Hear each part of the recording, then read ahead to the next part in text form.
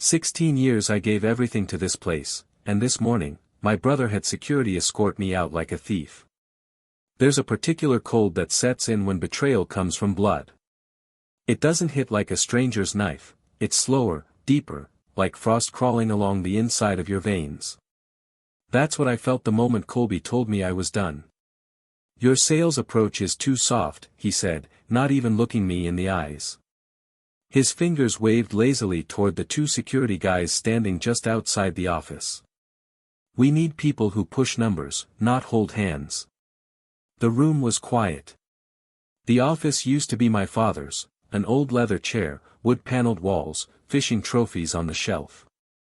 Now it was all glass, chrome, and silence. The chair Colby sat in looked like it belonged on a spaceship. That seemed fitting. He was piloting the family business straight into uncharted space, with no compass and no soul. I didn't respond. What was the point? 16 years of building Monroe Motors, working every holiday, every Sunday morning, every bone-tired closing shift, and it all ended in under 10 minutes.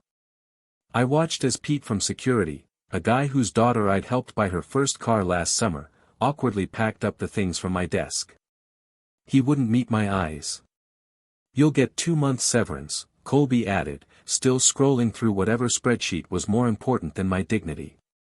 Professional courtesy. Professional courtesy. From my brother. In the business our father built with his bare hands. I took the cardboard box from Pete without a word and walked out, each step louder than the last against the tile.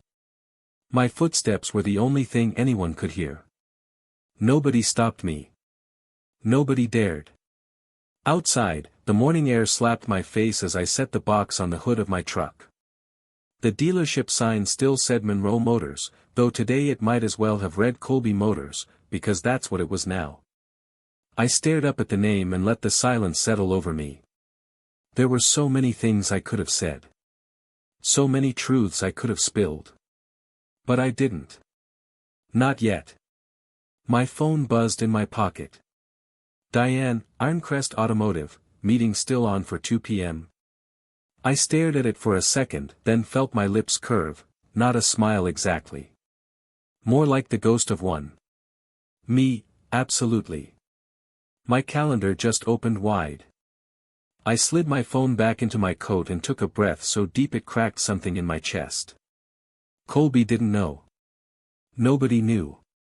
That just 3 days ago, I had signed a contract with Ironcrest Automotive, our largest supplier, to become the regional distributor for the Western Territory. They came to me directly. Said they were tired of dealing with turnover, tired of watching dealerships run by short-sighted, profit-blind managers. Said they valued relationships. I had spent my life building them. Colby thought he was cleaning house. He didn't know he'd just cut off the oxygen supply. I drove away slow, careful, like I wasn't leaving something behind but circling it for the last time.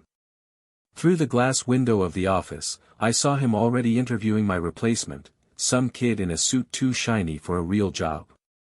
Colby caught my eye and gave a small, smug wave. I waved back. Pleasant. Polite. Dead calm. He had no idea what was coming.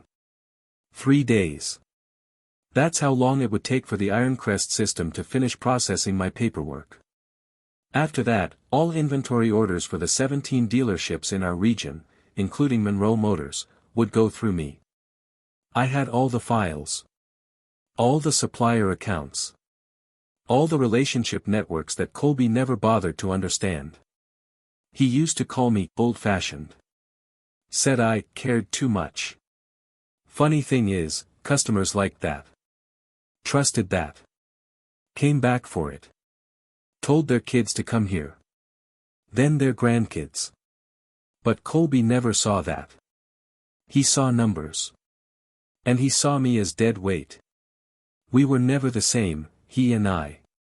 I started at the bottom, washing cars in 100-degree heat, answering phones after hours, learning the smell of a transmission leak before I could name it. Colby went straight to business school and came back with graphs, slogans, and a 2-year plan.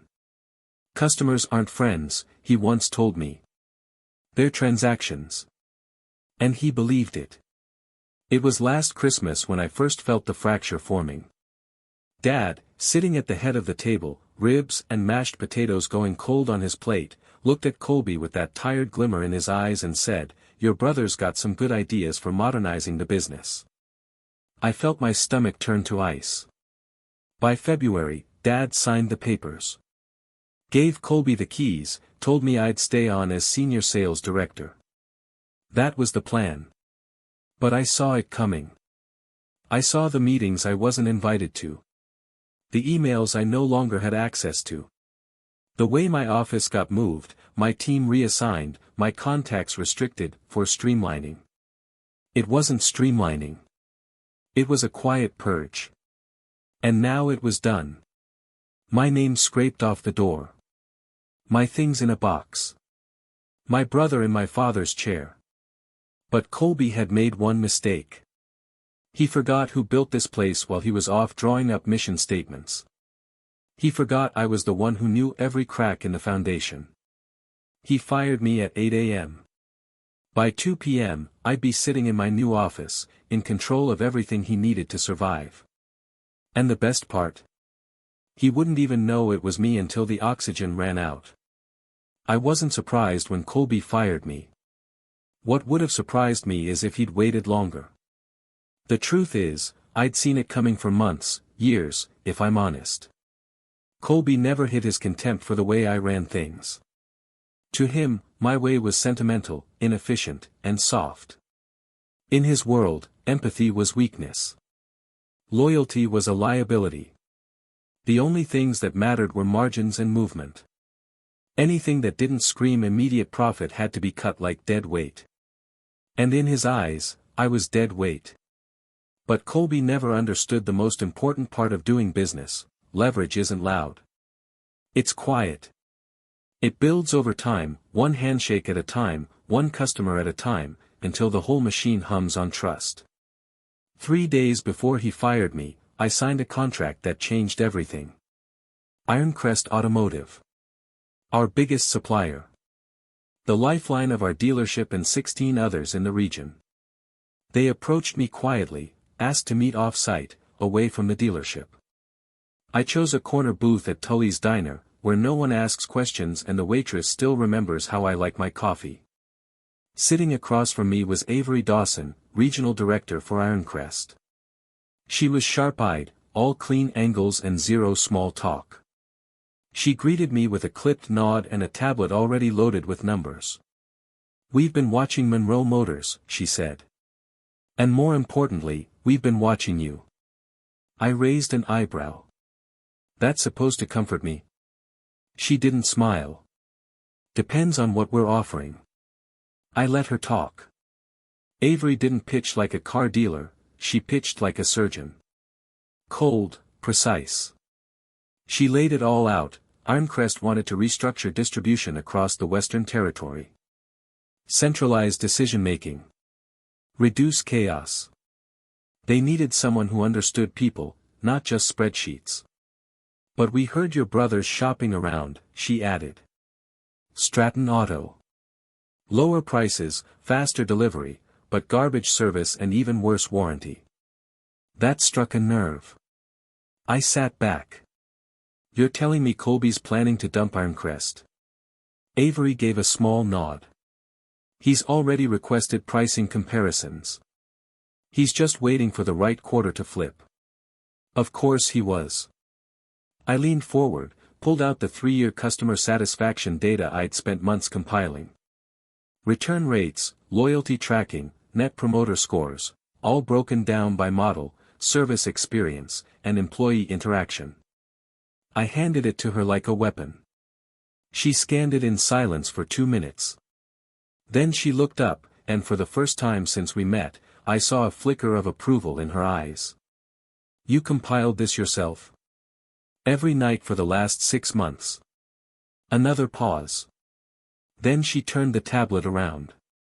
"Sign here, Mr. Monroe. You're now the Western Regional Distributor for Ironcrest Automotive." I signed without hesitation. And just like that, everything shifted. I may have walked out of Monroe Motors with nothing but a cardboard box, but now I held the leash on every car Colby needed to survive. That evening, I didn't go home. I drove to the old business center Ironcrest used as a satellite office downtown. My new office wasn't much, just a glass door, a desk, a blank map of the western states pinned to the wall. But it was mine. And behind that map, 17 dealerships waited to be fed inventory. Monroe Motors was just one of them. The first thing I did was connect to the Ironcrest backend. I uploaded my distributor credentials, reviewed the dealer registry, and initiated my first action. Monroe Motors, status, under evaluation. Do not process orders. Cold. Maybe. Necessary. Absolutely. Colby had already started removing me from the systems before I even left. Supplier logins revoked, CRM access denied, even my email signature wiped. He was trying to erase me. But I hadn't come unprepared. I'd spent the last month backing up everything, quietly, methodically. Every major account, every VIP customer list, every contact with fleet services and credit unions. All the people who trusted me, not the building. All the loyalty Colby never earned. By the time he'd pressed send on my termination paperwork, I had his entire operational nerve system mirrored in my personal cloud drive. I called Diane from Ironcrest Logistics and told her to prioritize the new account protocols. Delay anything going to Monroe Motors unless it's reviewed by me. Even if it's urgent, she asked. Especially if it's urgent. That night, I slept better than I had in years. It was strange. There was no gloating, no adrenaline rush. Just this cold, steady clarity, like a frozen lake. Solid. Silent. Dangerous beneath the surface. Over the next 2 days, I met with Ironcrest's internal departments. I learned the flow, allocations, shipment timelines, credit rules, bonus incentives. I spoke with dealership managers across the territory. They were eager. Open. They respected me, not because of a title, but because I knew their struggles. I'd lived them. Meanwhile, Colby was busy interviewing my replacement. I knew because Diane forwarded me an internal dealership bulletin from Monroe Motors. The position for senior sales director had been posted, salary reduced, job description rewritten to include aggressive targets, high turnover expectation. A machine, not a leader. He didn't just want to replace me. He wanted to bury the way I worked. But machines break. Systems fail. And when they do, it's the ones with relationships who stay standing. Late Friday afternoon, I reviewed the distributor dashboard. 17 dealerships. Inventory charts flickering in real time. Shipment queues waiting for green lights. One name stood out in red, blinking at the top of the queue. Monroe Motors, status, on hold. I stared at it for a long time. My father's name was still on that building. But my brother was the one inside. And he was about to learn what soft really costs. By the end of the week, I expected the phone to ring. And it did. Not once. Not twice. A storm of missed calls, voicemails, and texts from every number Monroe Motors had ever used. The receptionist, the finance manager, Colby himself, desperation creeping in like water through cracked glass. Inventory had stopped moving. Shipments were frozen. The showroom, once packed with top-tier sedans and SUVs, was now half empty. Customers walked in asking about models Colby could no longer promise. Staff were scrambling for answers, and my brother, my brilliant, ruthless, self-appointed CEO, was finally beginning to taste the silence he'd served me. He called me directly on Saturday morning. I let it ring once. Then again. And finally, I picked up. "Russell," he snapped, skipping the pleasantries. "What the hell is going on?" I leaned back in my chair, staring at the dealership map on my wall, each pin marked with a glowing green dot. Except one. Monroe Motors, red. On hold. Have you spoken to your Ironcrest rep? I asked, voice level. They keep bouncing me around. No one's giving me a straight answer. The ordering system's blocking every request. I paused. Drew out the silence just long enough for him to feel it. Sounds like a distributor issue, I said. I know it's a distributor issue. That's why I'm calling you. I could almost see him pacing, his hand raking through his hair, that nervous tic he always had when he was losing control. I'm trying to find out who's handling the region now, he added. I let the moment hang. Then delivered it cold. You're speaking to him. Silence. And then, what? I'm the new Western Regional Distributor for Ironcrest, I said. Signed last week. All allocations now go through me. You can't, that's not, you, he stumbled over his own arrogance. You're holding our inventory hostage. No, I said calmly. I'm applying standard evaluation protocols. New ownership. New sales director. New strategy. You're being reviewed like every other dealer. You son of a. You wanted change, Colby. Well, here it is. I hung up before he could respond. But it didn't bring satisfaction. Not yet. Later that day, I stayed in the office long past sunset. I wasn't just managing shipments, I was planning something else. Something I didn't fully understand myself yet. Because revenge was a moment. But this was a movement. Somewhere after midnight, curiosity pulled me into the archives section of Ironcrest's internal system. They kept digital logs of every dealership's performance, every ownership shift, every strategic partnership, neatly sorted and ruthlessly transparent. I searched Monroe Motors. Dozens of documents surfaced, financials, service reports, performance reviews. And then, one stood out. Archive, handoff proposal, Monroe Motors, 2007. I clicked. What unfolded in front of me made my pulse freeze. It was a full proposal, dated nearly 18 years ago, drafted by my father and Ironcrest senior leadership at the time. The file contained detailed transition plans, intended for eventual leadership succession. Proposed ownership transfer, 100% to Colby Monroe. My name had been listed once, struck through in red, followed by a notation, removed from succession line. Recommended for support roles only. There it was. Black and white. A decision made before Colby had even joined the business full-time. I had already been there 5 years. 5 long years of blood, sweat, and holidays missed while they quietly planned to hand everything to my younger brother. A voice rose in me, sharp and bitter. I wasn't meant to lead. I was meant to hold the door open for the real heir. I stared at the file until my eyes burned. I read it again. And again. Colby had betrayed me. But this wasn't just his betrayal. This was older. Deeper. It was systemic. It was designed. My father, whom I had stood beside through financial droughts and record winters, had already made his choice long ago. And I was never more than a placeholder.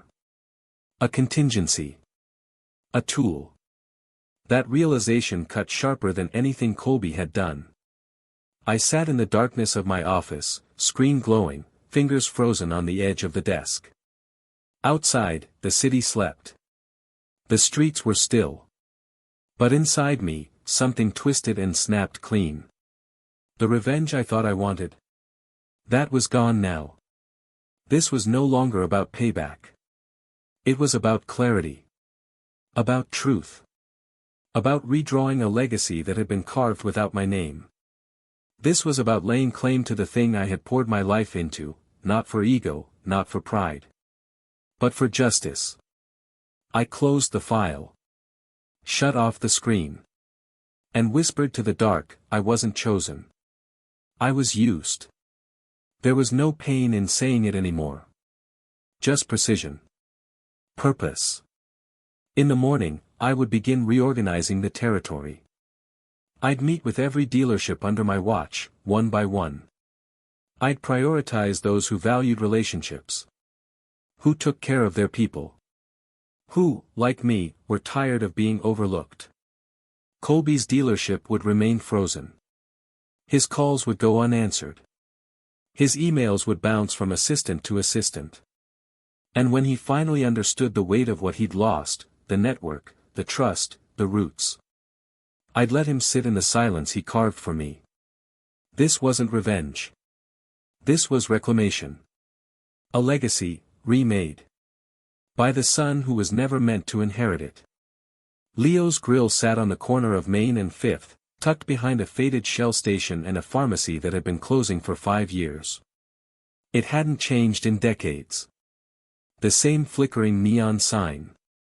The same chipped booths. The same smell of black coffee and burnt bacon grease soaked into the walls. If you wanted nostalgia with a side of salt, Leo's served it hot. That's why I chose it. Not because of the food. Because it felt like neutral ground. A place where time didn't move forward, or backward. Just sideways. I got there 15 minutes early, ordered coffee I wouldn't drink, and stared at the foggy window until my father walked in.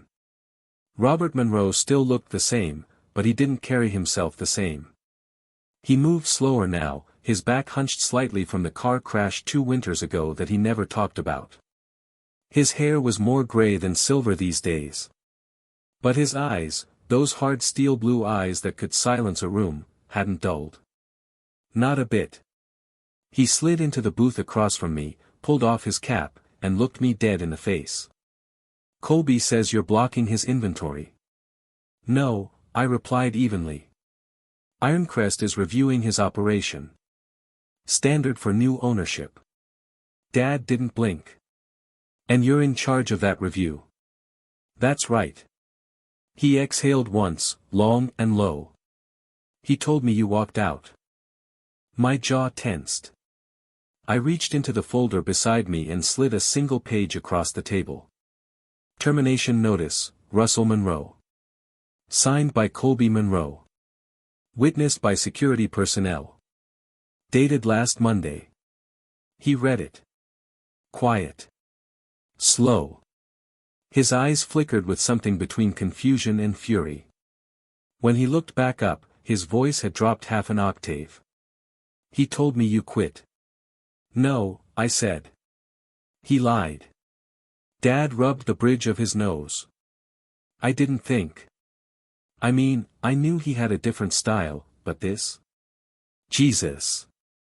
You handed him the keys. His shoulders tightened. I thought he had the drive. No, I said flatly. He had the ambition. There's a difference. I reached into my folder again, this time pulling out a thicker stack of documents. My heart beat just a little faster as I laid them on the table, internal emails, supplier quotes, draft agreements. What's all this? Proof, I said. Of what Colby was doing long before you signed over anything. I slid them across the vinyl table one by one. A draft agreement with Stratton Auto, dated 2 months before the transfer. A letter of intent to sell to Carson Auto Group, prepared by a consulting firm. Wholesale price negotiations bypassing Ironcrest, routed through a shell LLC he created under a friend's name. Robert flipped through them, slowly at first, then faster. He stopped on the Carson letter, scanned the highlighted phrases, then looked back at me. He was going to sell the damn dealership.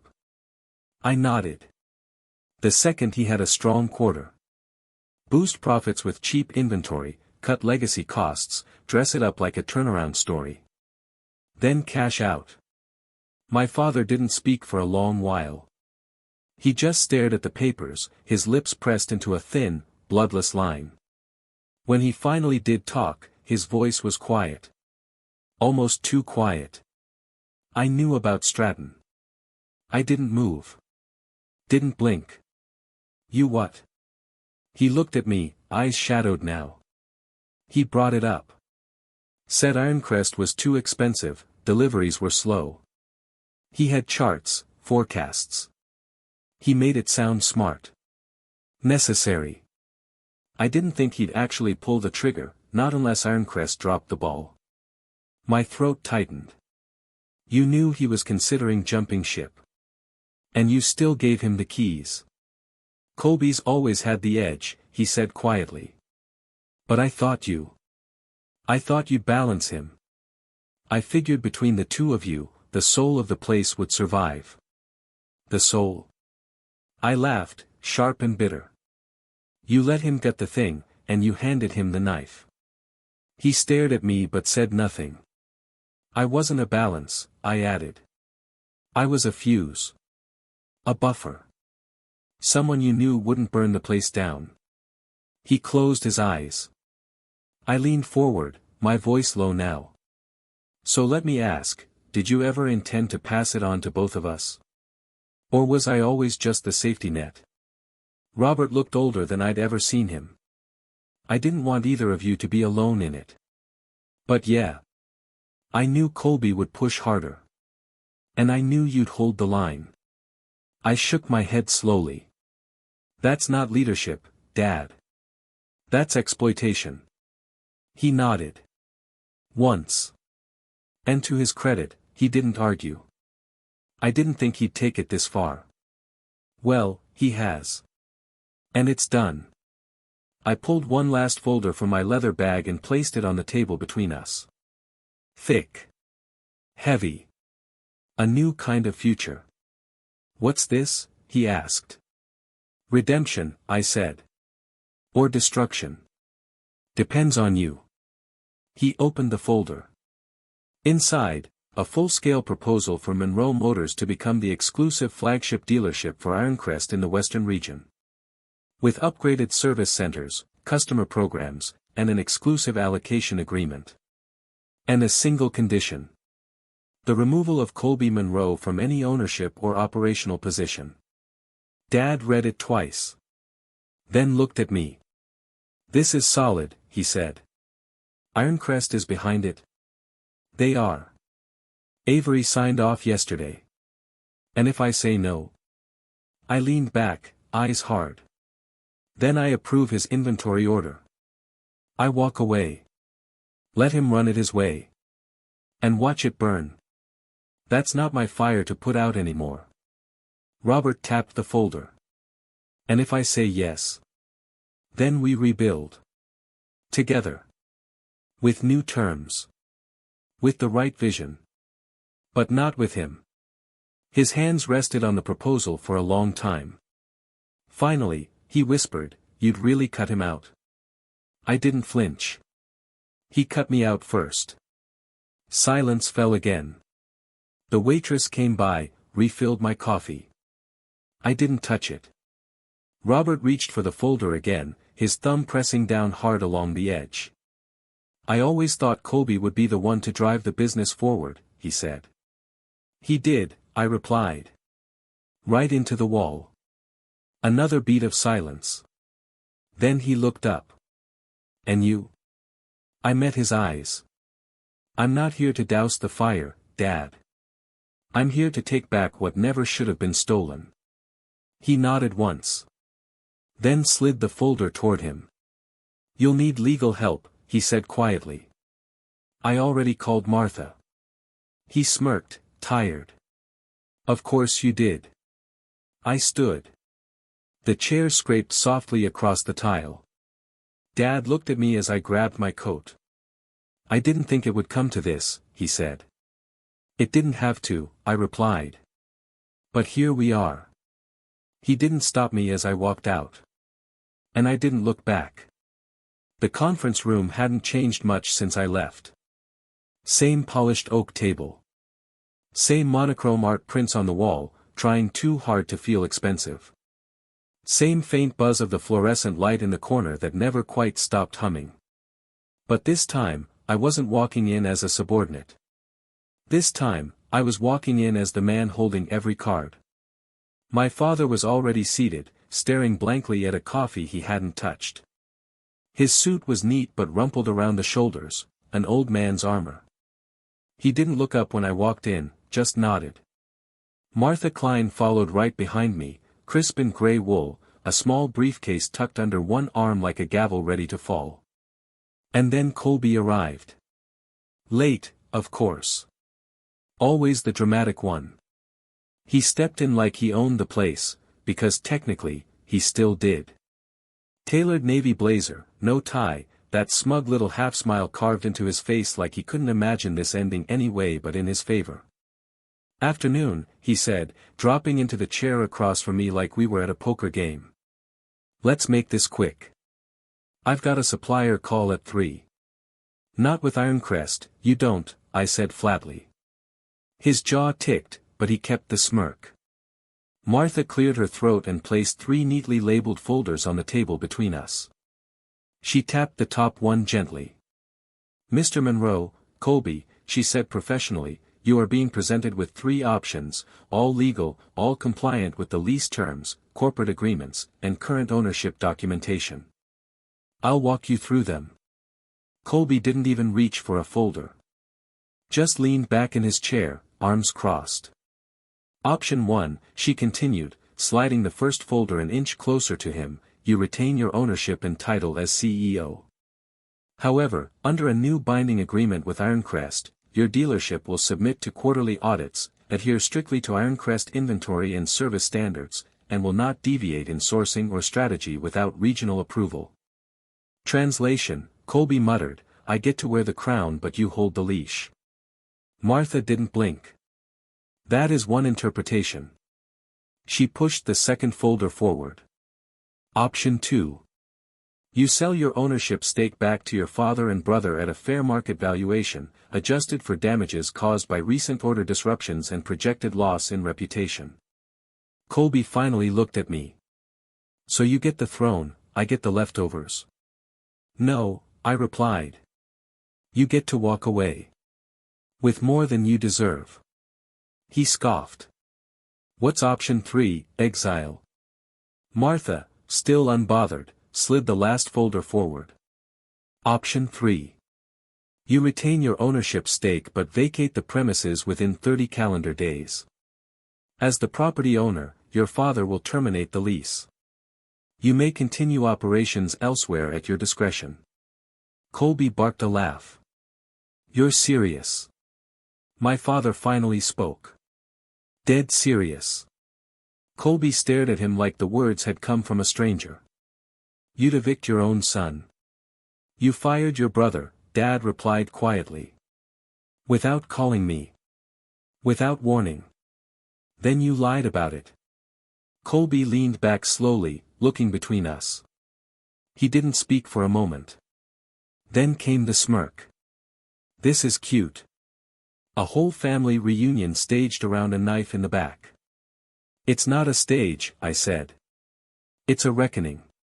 He shook his head. "You really think this is justice? You think you're some white knight riding in to save the family name?" "No," I said, meeting his stare. "I'm not a knight. I'm the consequence." Colby narrowed his eyes. "You always played the martyr. Loyal little Russell. Clean hands, soft heart. But look at you now." I didn't blink. "Look again." He looked at Martha, who remained perfectly still. Then at the 3 folders. Then back at me. "This was your plan all along," he muttered. "No," I said. "This was your doing. I'm just the response." He opened the second folder, the buyout offer, and scanned the top sheet. I saw it in his eyes, he'd already done the math. It wasn't generous, but it wasn't punitive either. It was fair. Even after all he'd done. He tapped the table twice, like he was weighing his options. Then he said quietly, almost to himself, "You'll never run it like I would have." "That's the idea," I said. He looked at Dad one last time. "You choosing him?" Dad didn't hesitate. "No. I'm choosing what's left of what I built. And you're not it anymore. That one landed. Colby stared at him for a long moment, then turned back to the folder. Without a word, he pulled out the last page, uncapped a pen from his breast pocket, and signed his name in quick, angry strokes. No speech. No final threat. No apology. Just a name, inked and done. He stood, gathered nothing, and walked out without looking back. The room was quiet. Martha collected the papers, slid them neatly back into her briefcase, and nodded to me. Congratulations, Mr. Monroe. I didn't say anything. I just stared at the door for a long time. 6 months later, the old Monroe Motors sign was gone. In its place, mounted above the entrance in clean brushed steel, stood 3 words that told a new story, Monroe and Son. It wasn't flashy. It didn't need to be. It just fit. The world kept turning after Colby left. He didn't contest the buyout, didn't return any calls. Last I heard, he moved to Phoenix and joined some corporate dealer group, probably sitting in a sleek boardroom somewhere, pitching short-term turnarounds to a panel of investors. And that was fine. Because here, back in Tucson, we were building something else entirely. The first few weeks were rough. No illusions there. Staff morale was shaky. Vendors were cautious. Customers walked in confused about the name change, some asking where Colby went, others whispering rumors I didn't bother correcting. But we held our ground. And we rebuilt. Inventory flowed in smoother than it had in years. With Ironcrest behind us as an exclusive partner, we streamlined sourcing, expanded service packages, and rolled out personalized customer retention programs. Every client who came in got a follow-up. Every service ticket came with a name and a promise. By month 3, repeat business was up 40%. By month 6, overall sales were up 120%. The old waiting area got an upgrade, espresso machine, kids' corner, free Wi-Fi. Small touches, but they said something. We remember you're human. Dad worked the floor part-time, just like he used to in the early days. He didn't sell much, didn't need to. Mostly he just stood by the door, shaking hands, telling stories to the old-timers who still remembered when we only had 10 cars on the lot. Funny thing is, those were the ones who came back first. They'd walk in, eyes cautious, like they weren't sure what version of the business they were stepping into. Then they'd see Dad. And they'd stay. One Saturday morning, I was walking the service bay when I saw him chatting with a young couple, first-time buyers, probably mid-20s. They were nodding along as he walked them through safety ratings like he still knew the specs by heart. The woman laughed at something he said. The man smiled and looked at her like, we found our place. It hit me harder than I expected. We weren't just selling cars. We were restoring trust. And that meant something again.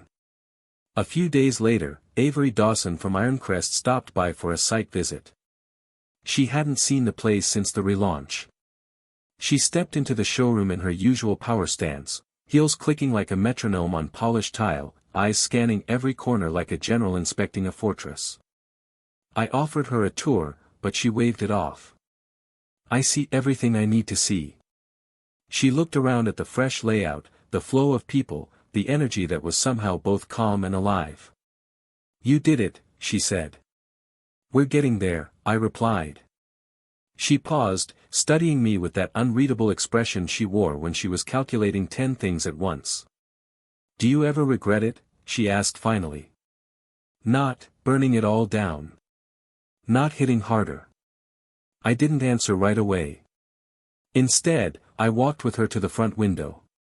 The sun was setting over the lot, casting long shadows across rows of Ironcrest models, sleek, clean, ready. No, I said quietly. I didn't need to destroy him. That wasn't the point. She raised an eyebrow. So what was? I met her eyes. To show who kept the fire, I said. Who carried it? And who let it die? She nodded, slow and thoughtful. Then she reached into her bag and handed me a folder, New Territory Proposal for an Ironcrest Pilot Program. I didn't open it right away. I just tucked it under my arm and walked her to the door. "Let me know," she said as she stepped outside. "I will." As I stood there, watching her drive off, my father came up behind me. "She's a shark, that one." "She believes in loyalty," I said. "Even sharks have a code." He chuckled and clapped me on the shoulder. "You made the place yours." "No," I replied. "I just pulled it back from the edge." He nodded. "Same thing." We stood together, looking out across the lot as the last of the sunlight glinted off windshields. For a moment, it was quiet. And then he said, "You know, I thought Colby would be the one to carry this." "I know. I was wrong." I didn't respond. Not because I didn't have words. But because, finally, I didn't need them. Later that night, after the last customer left and the lights dimmed down to their warm evening glow, I walked through the dealership alone. Touching the corners of rooms I'd once been exiled from. Now, they were mine. Not by inheritance. Not by accident. But by choice. By grit. By clarity. I stopped by the front desk, ran a hand along the edge of the reception counter, and looked once more at the sign on the front glass. Monroe and Son. It still made me pause. Not because of pride. But because of what it cost to earn it. I thought about the years I gave, the nights I stayed late, the customers I remembered by name long after their lease expired. I thought about the silence in the office after Colby's signature dried, about the cold echo of a door closing behind him, about the kind of legacy that's built not on fire, but on who survives it. And I thought about what I would tell someone younger, someone starting over after betrayal. Loyalty isn't weakness. Not if it's paired with strategy. Not if it's backed by courage. Sometimes, loyalty is the sharpest sword of all, because it cuts through illusion, exposes betrayal, and still refuses to become like the ones who broke you. I locked up the dealership, turned off the lights, and stepped into the cool Arizona night. The fire was out. But the warmth remained. And so did I.